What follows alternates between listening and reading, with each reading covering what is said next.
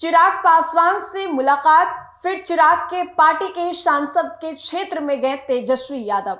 नमस्कार, आप देख रहे हैं देशवा न्यूज, आपके साथ मैं हूं राजनंदनी। तेजस्वी यादव जो कि अभी हाल ही में चिराग पासवान से टकरा गए थे, मुलाकात हो गई थी। अब ये मुलाकात पहले से तय थी या फिर ऑल ऑफ सडन हुई, कह सकते हैं ना कि कोइंसिडेंस थी या फिर पहले से तय था।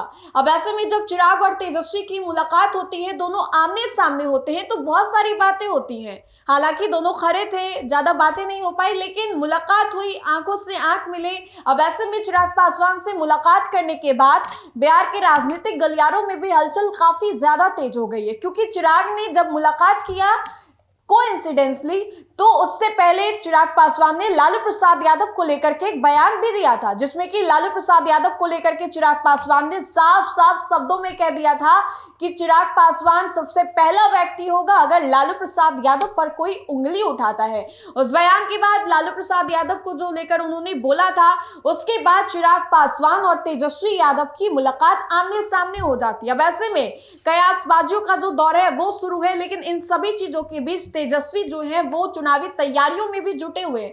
आजू बाजू की चीजों पे भी वो ध्यान दे रहे हैं, लेकिन चुनावी तैयारी, लक्ष्य एकदम तय है कि 2025 का बिहार विधानसभा चुनाव। अब ऐसे में तेजस्वी यादव ने कुछ तस्वीरों को साझा किया है, जहां पर वो वैशाली जाते हैं। वैशाली में वो चौरसिया समाज के लोगों पर निशाना साधते हैं।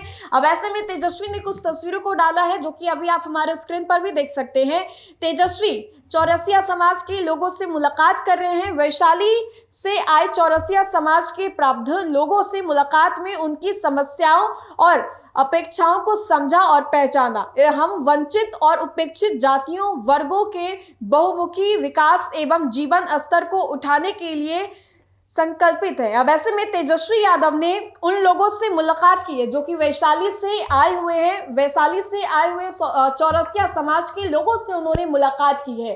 तो देखिए कि वोट बैंक को साधने के लिए सभी राजनीतिक दल जो हैं वो लगे हुए हैं। अब ऐसे में जब तेजस्वी यादव ने मुलाकात की है, तो ये भी बताया जा रहा है, क्योंकि केंद्र सरकार की ओर से ही ये फैसला लिया गया था कि देश भर में अब जाति आधारित जनगणना जो है वो कराई जाएगी। हालांकि जब पिछली दफा जाति आधारित जनगणना कराई गई थी तो आंकड़े कुछ और थे, लेकिन इस बार चूंकि चुनाव है तो ये कराना बेहद महत्वपूर्ण है, और इसलिए भी कहा जा रहा है कि इसका खास असर बिहार में भी देखने को मिलेगा। वैसे में चिराग पासवान की जो पार्टी की सांसद है वीणा देवी का क्षेत्र है वैशाली, और वैशाली में चौरसिया समाज के साथ क्या हो रहा है, चौरसिया समाज के जो लोग हैं वो तेजस्वी से क्यों मुलाकात करने के लिए आ रहे हैं। तेजस्वी जो कि अलग अलग जगहों पर जा रहे हैं, सिर्फ ये पहली तस्वीर नहीं है, इससे पहले भी तेजस्वी ने कई जगहों पर जाकर के लोगों को संबोधित किया है, बातें की, उनसे उनके दर्द को समझा है। और मुद्दा यही है कि अगर विधायक ने काम किया है तो अपने काम को आप गिनवाइए, तभी आपको टिकट देंगे, वरना तलवार जो है वो लटक रहा है।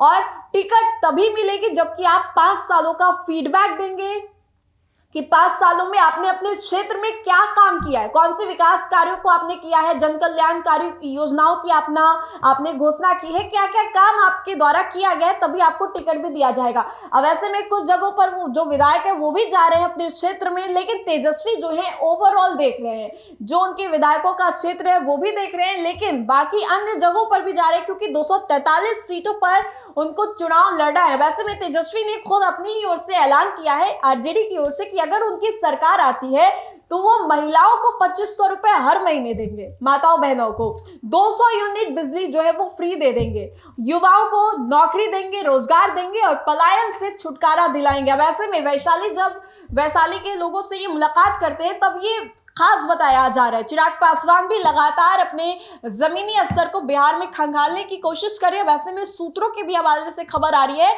कि 29 तारीख के बाद से चिराग पासवान जो है ज्यादा से ज्यादा वक्त अपना बिहार में देंगे, पटना में देंगे, अलग अलग जगहों पर भी जाएंगे, क्योंकि चिराग भी ये बयान ही दे रहे हैं कि उनको अपना प्रदेश बुला रहा है। अब तेजस्वी भी युवा भी है, चिराग भी युवा है, तो ऐसे में टक्कर जो है वो देखने वाली बात होगी। लेकिन चिराग पासवान के बाद कौन, या फिर नीतीश कुमार के बाद कौन एनडीए में, ये बड़ा सवाल है। और तेजस्वी जो है अलग अलग जगहों पर जा भी रहे। तो बहरहाल आपको क्या लगता है कि नीतीश कुमार के बाद कौन अगला बिहार का मुख्यमंत्री बनेगा? अपनी राय आप कमेंट के माध्यम से जरूर बताएं। अगर आपको हमारा ये वीडियो अच्छा लगे तो लाइक करें, हमारे चैनल को सब्सक्राइब करें। बहुत बहुत शुक्रिया।